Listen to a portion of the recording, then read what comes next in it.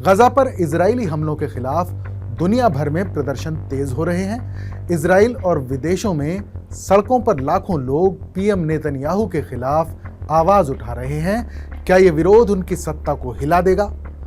क्या उनकी गलत नीतियों ने इजराइल को ही दुनिया में अलग थलग कर दिया है? क्या इजराइल वाकई अपने अस्तित्व की लड़ाई लड़ रहा है या ये एक राजनीतिक खेल बन चुका है? आइए टीवी 9 के क्लियर कट में आज इसकी गहराई में उतरते हैं। अगस्त सितंबर 2025 में गजा में बढ़ते हमलों के बीच दुनिया भर में, यहां तक कि खुद इजराइल में भी नेतन्याहू के खिलाफ विरोध प्रदर्शन उफान पर है। शायद ये विरोध प्रदर्शन नेतन्याहू के लिए अब एक खतरा बन गए हैं। शायद इसीलिए नेतन्याहू और उनके मंत्री अब इसे इजराइल के अस्तित्व की लड़ाई बता रहे हैं। लेकिन क्या ये सिर्फ इजराइल का दावा है या हकीकत कुछ और है?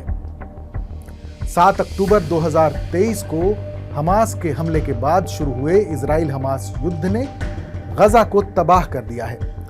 इजरायली दूतावास के एक प्रवक्ता ने टाइम्स ऑफ इंडिया के 22 अगस्त 2025 के संपादकीय हेल गाजा पर प्रतिक्रिया देते हुए कहा, किसी भी राष्ट्र को क्या करना चाहिए अगर उसके शहरों पर हमला हो, नागरिक मारे जाएं, महिलाओं का बलात्कार हो और बच्चों को बंधक बनाया जाए।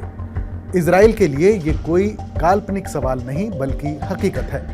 प्रवक्ता ने जोर देकर कहा कि हमास एक आतंकवादी संगठन है जो इजराइल के विनाश की मांग करता है और इजराइल सिर्फ आतंकवाद से लड़ रहा है, न कि किसी धर्म या लोगों से।